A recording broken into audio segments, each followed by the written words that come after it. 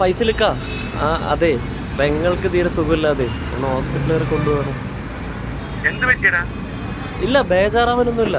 ഒരു ചെറിയ പനി, ചുമ്മാ റിസ്ക് എടുക്കണ്ടെന്ന് വിചാരിച്ചു. എന്തിക്കാ? ശരിക്കാ, ശരി ശരി ശരി.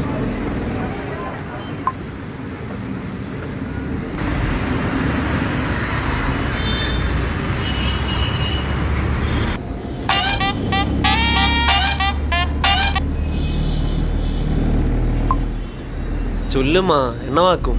புள்ளைய கூப்பிட்ட கிடைக்கதே இல்ல. போன் வேற சுவிட்ச் ஆஃப்லயே இருக்கு. சும்மா கூப்பிட்டுட்டு இருக்காதம்மா. அந்த புள்ளையோட ஃபோன் சுவிட்ச் ஆஃபா இருக்கும். ஓன் ஆனா திருப்பி கூப்பிடுவா. நான் ஓட்டத்தில் இருக்கேன். அவ விடியால 5 மணிக்கு எத்துவா. நீ தூக்கத்திலே பெடண்டா. ഞാൻ ആദ്യമായിട്ടൊന്നും അല്ലാവേ പോറേ. ചുമ്മാ ചുമ്മാ കൂപ്പിട്ടിട്ട് ഇരിക്കാതെ നീ തൂങ്ക്. അത്തേങ്ക ശരിമാ, നീ വെയ്മാ, ഞാൻ കൂപ്പിടുறேன். ഓക്കെ വാ.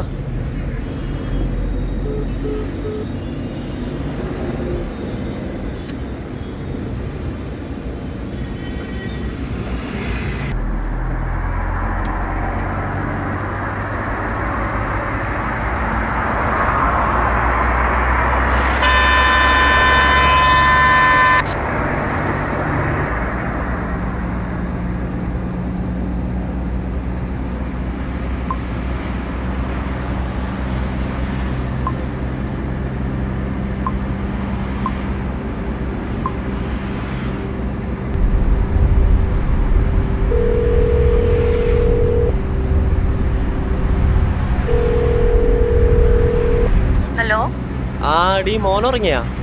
അവൻ കളിച്ചോണ്ടിരിക്കുക. ഞാൻ വരുമ്പോഴേക്കും ഉറങ്ങോ? അവനവന്റെ സമയമാകുമ്പോ ഉറങ്ങിക്കോളും.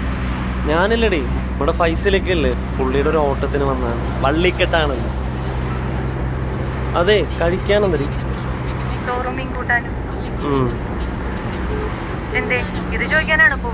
അതല്ലടി, പിന്നെ ഞാനേ ട്രിപ്പ് കഴിഞ്ഞ് അങ്ങോട്ട് വന്നോട്ടടി. മീൻ ഹോട്ടലിൽ നിന്ന് കിട്ടും, അതിനിവിടെ വരണമെന്നില്ല.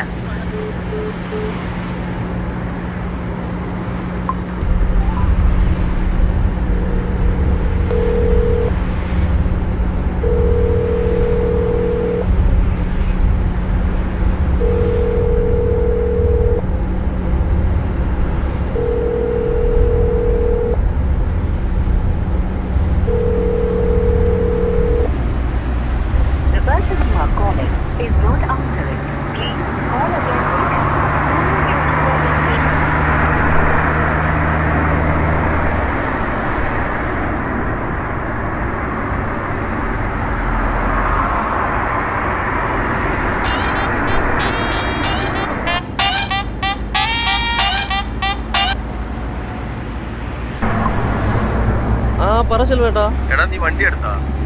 ഞാൻ എടുത്തു. നീ ആ വണ്ടി എടുത്ത കാശ് കൊണ്ട് സ്വർണ്ണം എടുത്ത് കൊടുത്തു. ഇനി അവളുടെ പ്രാഗം കൂടെ കേൾക്കാൻ വയ്യാട്ടാ. വണ്ടി ഇല്ലാതെ പണി നടക്കില്ല ചെലവേട്ടാ.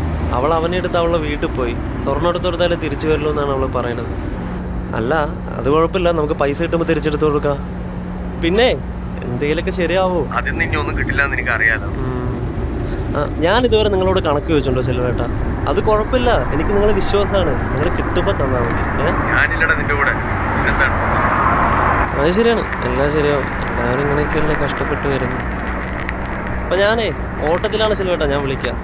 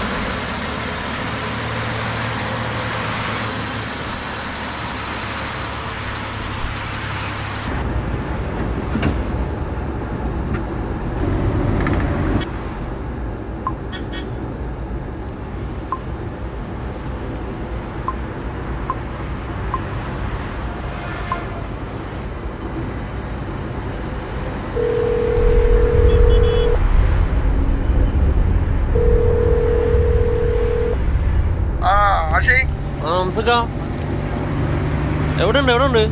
ആ ഞാനിവിടെ ഒക്കെ ഉണ്ട്, നീ കാര്യം പറ. നിങ്ങൾ എവിടെ ഉണ്ടെന്ന് പറ, ഒരു കാര്യം പറയാനാ. ഞാൻ വീട്ടിൽ തന്നെ ഉണ്ട്, കാര്യം പറ. നിങ്ങൾക്ക് വല്ലതും കിട്ടിയാ? ഇല്ല, ചെല്പം വിളിച്ചപ്പോ കട്ട് ചെയ്തിട്ടേ ലോണെന്തോ ശരിയായിട്ടുണ്ടെന്നാ പറഞ്ഞു. നിനക്ക് വല്ലതും കിട്ടിയ? എന്താണ് അംസക്ക ചെല്ലുകേട്ടോ അങ്ങനെ? ഒരു രൂപ കിട്ടിയിട്ടില്ല. ആര്യയുടെ സ്വർണ്ണമാണെങ്കിൽ മൊത്തം ബാങ്കിൽ പണയത്തിലാണ്. അവിടെ നിന്നാണെങ്കിൽ ഓരോ ദിവസം ഓരോ വക്കീൽ നോട്ടീസ് വന്നുകൊണ്ടിരിക്കുക. പക്ഷെ എനിക്ക് സത്യം പറഞ്ഞാൽ എനിക്ക് റിസ്ക് അറിഞ്ഞിട്ടുണ്ടായിരുന്നെങ്കിൽ അതിനകത്ത് ഇൻവെസ്റ്റ് ഉണ്ടാവില്ല അംസക്ക. ഇത് ശരിക്കും പറഞ്ഞാൽ ഞാൻ അറിയാതൊരു പെട്ട ഒരവസ്ഥയായിപ്പോയി. ഞാൻ പുള്ളിയുടെ കൂടെ ജസ്റ്റ് ഇങ്ങനെ കൂടെ വന്നു എന്നല്ലേ ഉള്ളൂ.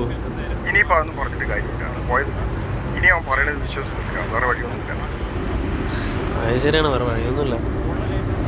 പിന്നെ പുള്ളിക്ക് കുറച്ച് കടമൊക്കെ ഉണ്ടെന്നുണ്ട് കേട്ടോ. നമ്മൾ പാവങ്ങളായതുകൊണ്ട് നമ്മളെ പറ്റിക്കാൻ ചെറിയ ചാൻസ് ഒക്കെ ഉണ്ട് അംസക്ക.